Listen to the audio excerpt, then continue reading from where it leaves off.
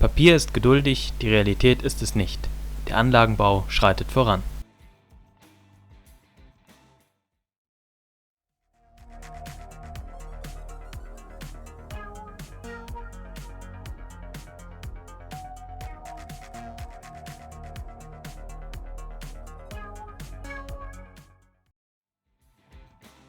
Liebe Modellbahnfreunde aus Ost und West, im Folgenden möchte ich euch über die Hintergründe meiner N-Ostalgie-Anlage berichten, an der ich zurzeit baue. Sie basiert auf einem konkreten Vorbild, das ich in der Fachzeitschrift Der Modelleisenbahner gefunden habe. In Heft 6 des Jahres 1969 wurde die Anlage eines gewissen Herrn Netto aus Gößwitz porträtiert. Umgestiegen, so der Titel des Beitrags, war Herr Netto nach seinem Umzug nach Dresden von der Nenngröße H0 auf die Spur N. Entstanden war eine zweiteilige Anlage von 1,30 Meter Länge und 75 cm Breite. Fotos seht ihr hier im Hintergrund. Laut Beitrag plante Netto damals eine Erweiterung auf Zwei-Mann-Betrieb, da seine Ehefrau so häufig mit der Anlage spiele. Der Musiktipp ist diesmal passend zur weltpolitischen Lage ausgewählt. Der blaue Planet von Karat. Uns hilft kein Gott, diese Welt zu erhalten. So einige Worte aus den Lyrics. Das ist auch meine tiefste Überzeugung. In Zeiten, in denen wieder und immer häufiger imperialistische Kriege von Ost und West geführt werden, fällt es schwer, nicht zu verzweifeln. Denn die Gewalt, das Morden, der Hass sind kaum erträglich. Wir müssen wachsam bleiben und unseren Beitrag leisten, dass der Frieden wiederkehrt bzw. uns erhalten bleibt. Das hier ist kein Weltverbesserungskanal, sondern einer, der sich mit etwas Schönem in der Welt beschäftigt, der Modelleisenbahn. Ich möchte euch ein wenig Kraft geben, positive Ablenkung, damit ihr im Alltag wieder mit voller Energie gegen Völkerhass, Dummheit und Ausbeutung eintreten könnt. Nicht mehr und nicht weniger. Und nun zurück zur Modelleisenbahn.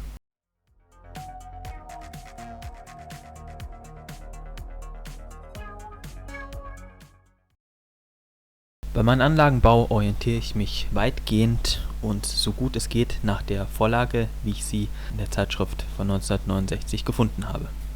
Das beinhaltet auch die Abmessung der Anlage, die habe ich soweit beibehalten, also 1,30 Meter Länge und 75 cm Breite, und der Bau ist mittlerweile ganz gut vorangeschritten. Die Anlage habe ich wie im Original teilbar gestaltet, das seht ihr hier mit den Nutelementen, die ich ineinander schieben kann. Die Schienen habe ich bereits verschraubt und getrennt. Man kann sie dann mit etwas Präzision zusammenschieben. Ganz zufrieden bin ich diesbezüglich noch nicht, aber das wird sich später einstellen. Hier sehen wir ein Kontaktgleis. Ich habe vor, über die Kontaktgleise, die damals Pico angeboten hat, einen Bahnübergang zu steuern. Das wird mir hoffentlich gelingen. Die Technik mit den Relais ist ja vorhanden und das werde ich dann dementsprechend nachbauen können. Die Anlage ist aufgebaut als eine Achtanlage, wenn man es so will. Der Bahnhof liegt oben. Dort habe ich die Station und auch die Haltegleise. Ein Schattenbahnhof dient mir als Zugspeicher. Es ist eine zweigleisige Hauptstrecke mit verschiedenen Rampen, mit Ebenen.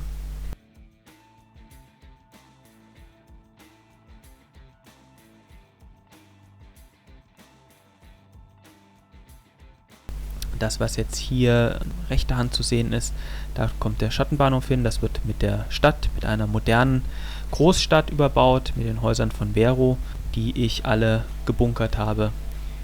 Hier ist noch ein Blick in den Schattenbahnhof, der zweigleisig dann gebaut wird, auch mit Abschaltgleisen bzw. mit Signalgleisen, damit ich die Züge dort abstellen kann.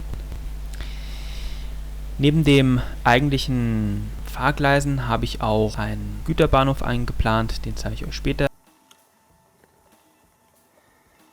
Hier ist das Gegenstück, das Kontaktgleis, mit dem ich den Bahnübergang auslösen möchte. Ich habe verwendet, wie ihr natürlich gesehen habt, Originalgleise von Pico aus DDR-Zeiten mit dem Hutprofil. Das, was ihr hier manchmal seht, kleine Unebenheiten, das muss ich noch alles festschrauben, noch fester und auch begradigen.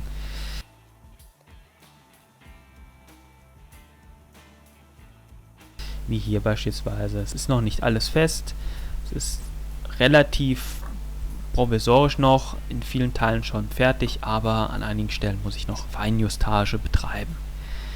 Die Weichen habe ich allerdings alle bereits getestet, funktionieren hervorragend, gute alte Technik, habe ich extra ausgewählt und ich habe auch noch zahlreiche gebunkert, man weiß ja nie, was passiert. Hier meine etwas abenteuerliche Kabelführung unterhalb der Signale. Die Signale sind von Siba mit dem integrierten Relais.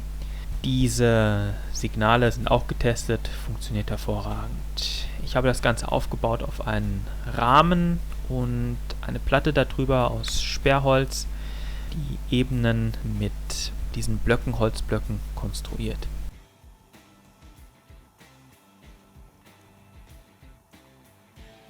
Hier sehen wir die Siba-Signale. Deren Antrieb habe ich in die unterliegende Ebene gepackt, damit man es nicht sieht und damit das Gleisvorfeld etwas cleaner ist, etwas sauberer. Diese alten Siba-Signale funktionieren hervorragend und machen mir viel Freude.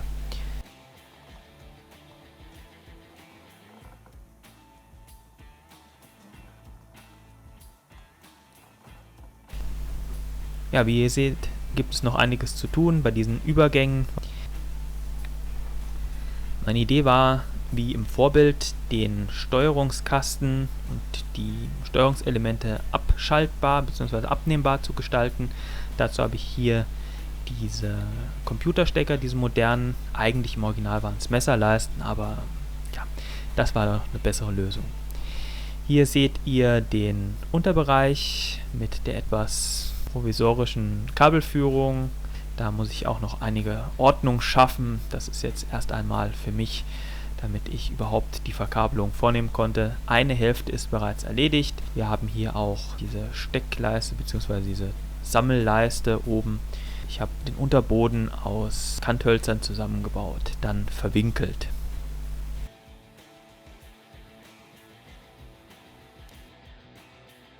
Hier ist eine Impression des Güterbahnhofs mit einigen Gebäuden, die ich bereits platziert habe, damit man sich erst vorstellen kann, wie es später aussehen soll.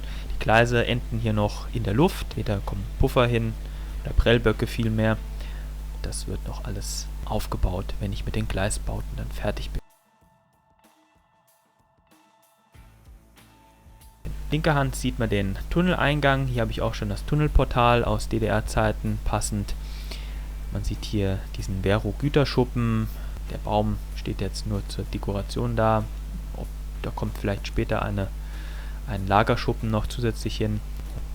Korkmatten habe ich aufgeklebt, wie ihr hier seht, um ein wenig für Schallisolation zu sorgen. Mich stört das ehrlich gesagt nicht so, wenn ein wenig Sound der Loks zu hören ist. Es ist ja auch Spur N aus DDR-Zeiten und die Loks haben ihren eigenen Sound. Das war der Überblick über das, was ich bereits geleistet habe. Als nächstes steht die Verkabelung der zweiten Hälfte an. Die Signale und Abschaltgleise müssen noch gebaut werden und auch mein Steuerungspult werde ich bauen, dazu später ein eigener Film. Ich hoffe, es hat euch gefallen, dieser kleine Einblick, und ich würde mich freuen, wenn ihr ein Abo dalasst, wenn ihr das Ganze liked und auch kommentiert.